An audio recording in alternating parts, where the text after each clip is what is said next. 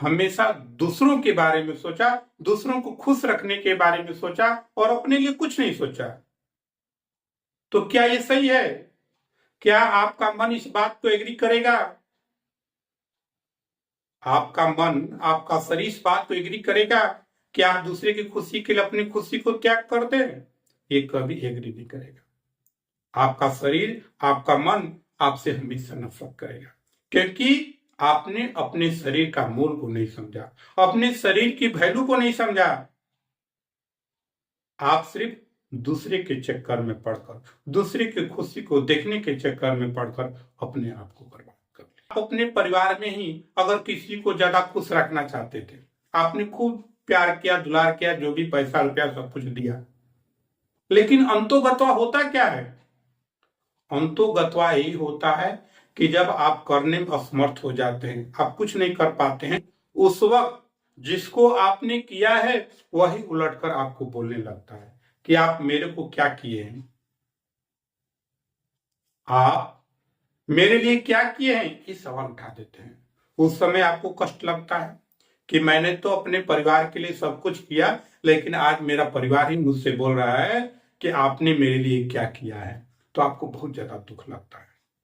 तो क्यों नहीं अब से ही आप अपनी जिंदगी को, अपने आप को खुश रखने का प्रयास करें। आपका मन क्या चाहता है उसको सोचिए। आप अपने आप को एकांत में रखकर देखिए कि आपका मन आपसे क्या मांग रहा है, क्या चाह रहा है।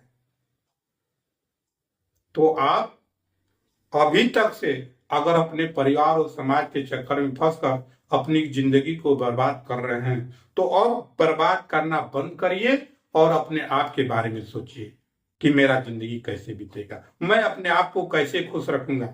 जब ऐसा विचार डालिएगा तो आपको भी आएगा कि नहीं, अब हमको भी अपने आप को खुश रखना है।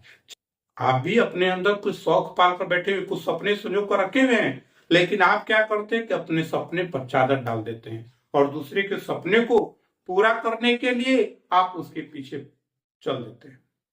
लेकिन अपना सपना आपने तोड़ दिया। जब अपना सपना तोड़ दिया तो आपको कष्ट लगेगा, क्योंकि आपकी जिंदगी आपको खुद मिला हुआ है। प्राकृतिक ने ये जो जिंदगी दिया है आपको जीने के लिए दिया है, आपको खुश रखने के लिए दिया है, और आप दूसरे के चक्कर में पड़कर अपनी जिंदगी को बर्बाद कर रहे हैं। तो ये शरीर और ये समय आपको पुनः मिलने वाला नहीं है, इसलिए इस जिंदगी में ही अपने आप को खुश रखना होगा। तभी जाकर आप अपने आप में हमेशा प्रसन्न और खुश रहेंगे। ऐसा विचार आपको रखना पड़ेगा, तभी आप अपनी जिंदगी में हमेशा खुश रहिएगा। नहीं तो अच्छे बनने के चक्कर में आप हमेशा दुखी रहिएगा।